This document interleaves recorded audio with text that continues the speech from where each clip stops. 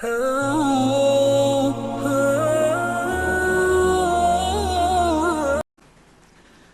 داڑھی ہوتی ہے.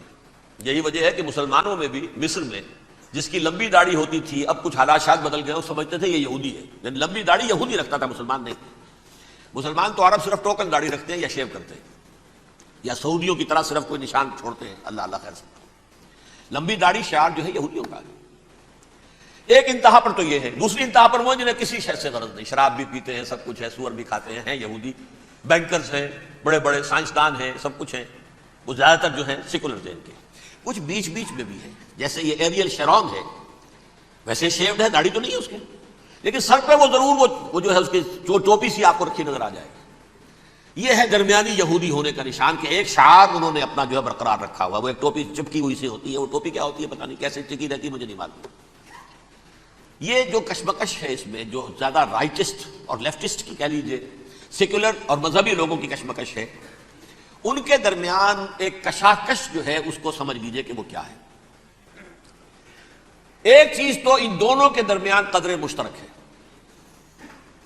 پوری دنیا کی مالیات پر ہم تسلط کریں گے، قبضہ کریں گے، ڈومینیٹ کریں گے. لوگوں کو ہم بنا کر رکھ دیں گے حیوان.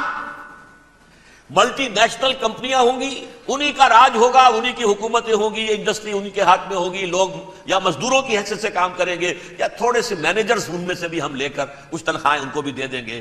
باقی سود کے ذریعے سے ملائی ہم کھینچتے رہیں گے، مکھن ہمارے پاس آتا رہے گا. ورلڈ ڈومینیشن، اکنامک ڈومینیشن، یہ تو دونوں کے نزدیک متفق علیہ. سیکولر بھی چاہتے ہیں اور جو مذہبی یہودی وہ بھی چاہتے ہیں. اس کے بعد ایک اختلاف ہے. مذہبی یہودی یہ کہتا ہے ہمیں گریٹر اسرائیل بنانا ہے، اور گریٹر اسرائیل وہ سارے علاقے ہیں جو ان کی تاریخ میں اسرائیل سلطنت کا حصہ رہے ہیں. حضرت یوسف کے زمانے میں یہودی جا کر آباد ہوئے مصر میں. جو ڈیلٹا کا علاقہ ہے، زرخیز ترین علاقہ جو ہے، جوشن کا علاقہ، وہ کہتے ہیں وہ ہمارا ہے، کئی سو برس ہمارے ہیں. سرائے سینا ہمارا ہے، اس میں کوہ طور ہے جس پہ حضرت موسیٰ کا ہم کلام ہوئے اللہ سے، تورات ملی. اس میں 40 برس تک ہم بھٹکتے پھرے ہیں. صحرائے تی ہے یہ، یتیہون فی الارض 40 سنہ. پھر فلسطین تو خیر ہماری جدی پشتی جائیداد ہے، جاگیر ہے. پھر یہ عرب جو ہے یہ بھی مدینے تک ہمارا ہے، مدینے سمیت. ہمارے قبیلے وہاں تھے جہاں سے نکالا مسلمانوں نے.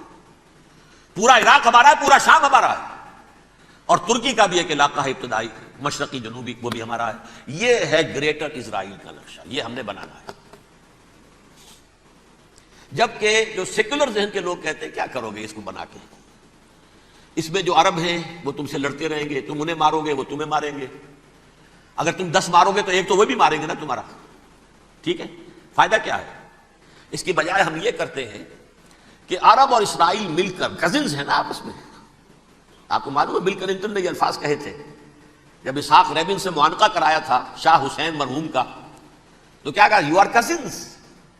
حضرت ابراہیم کے 2 بیٹوں سے نسل ہے نا، حضرت اسماعیل سے عرب ہے، حضور ہے، اور حضرت اسحاق سے یہ بنی اسرائیل ہے، کزنز ہے. You are cousins. تو ہم کزنز مل کر ایک اکنامک یونٹ بناتے ہیں.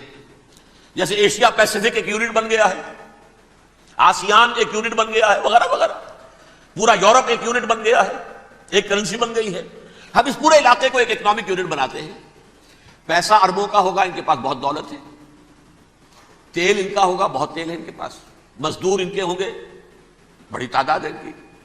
مینجمنٹ ہماری ہوگی، ٹیکنیکل نو ہاؤ ہمارا ہوگا، سائنسدان ہم ہوں گے. ملائی ہم کھاتے رہیں گے، چھاچھ ان کو دیتے رہیں گے. تو ہمیں آم کھانے ہیں، پیڑ گرنے کی کیا ضرورت ہے؟ خام خواہ ان کی دشمنی مول لیں، زیادہ دشمنی بڑھائیں. یہ اس چھوٹے سے اسرائیل کو تسلیم نہیں کرتے، ہم گریٹر اسرائیل کو کیسے تسلیم کر لیں گے؟ یہ لہذا اس خیال کو دل سے نکالو. یہ اختلاف ہو گیا نمبر 1، بہت بڑا اختلاف. لیکن نمبر 2، اس اختلاف میں اتفاق یہ پیدا کیا گیا، یہاں ایک بات ہم آپ کی مانتے ہیں، ہم کسی بھی پیس پروسیس میں جروشلم نہیں دیں گے ان کو، عربوں. یہ انڈیوائیڈڈ دارالخلافہ رہے گا اسرائیل کا.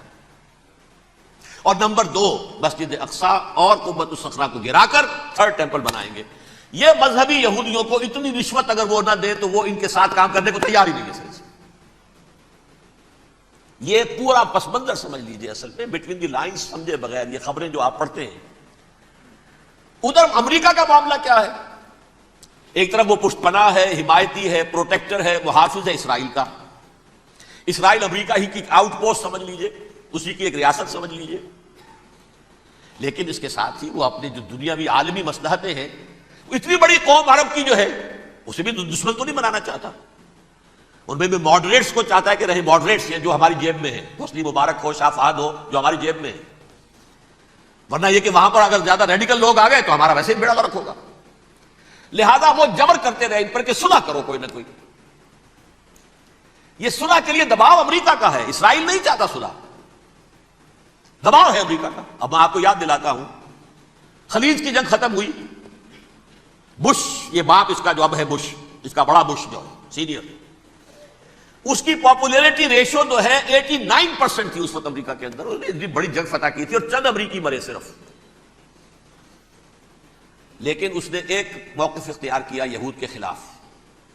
$10 بلین منظور ہو چکے تھے، اسرائیل کو دیے جانے تھے نئے سیٹلمنٹس بنانے کے لیے اسرائیل میں۔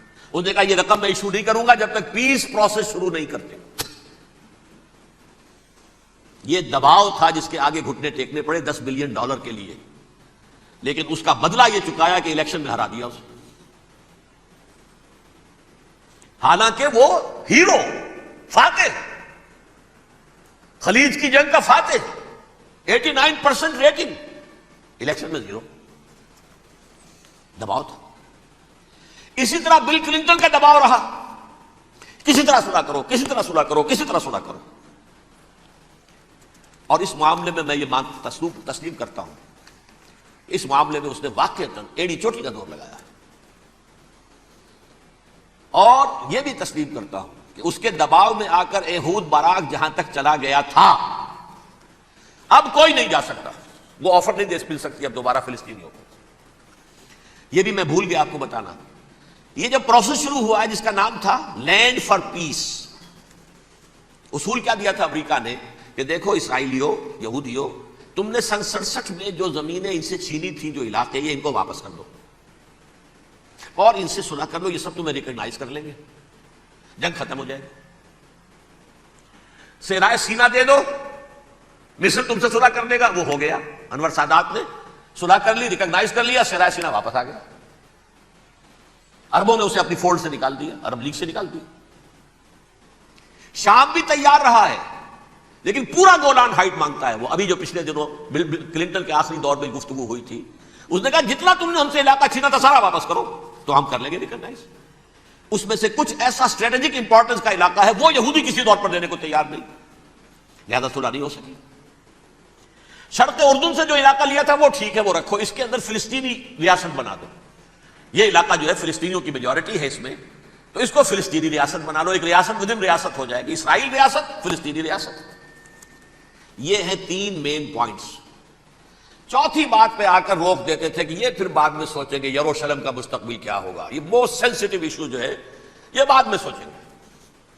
اب جب یہ پیس ٹاک شروع ہوئے تو یاد ہے اسحاق ربین تھا، اسے کس نے قتل کیا؟ یہودی نوجوان نے۔ یہ تم کیسے دے رہے ہو زمینیں؟ ہمیں تو اور لینی ہے، تم نے صحرائے سینا واپس کر دیا، ہمیں تو جشن کا پورا علاقہ لینا ہے، مصر کا سارا فرٹائل ایریا جو ہے وہ لینا ہے اس سے، تم گولان ہائٹس دے رہے ہو، ہمیں پورا شام لینا ہے، لہذا تم کیسے کر رہے ہو؟ لینڈ فار پیس، پیس اور نو پیس، نو لینڈ، زمین ہم واپس نہیں کریں گے، ہمیں تو اور لینی ہے۔ کس نے قتل کیا؟ یہودی نے، فلسطینی نے تو نہیں قتل کیا۔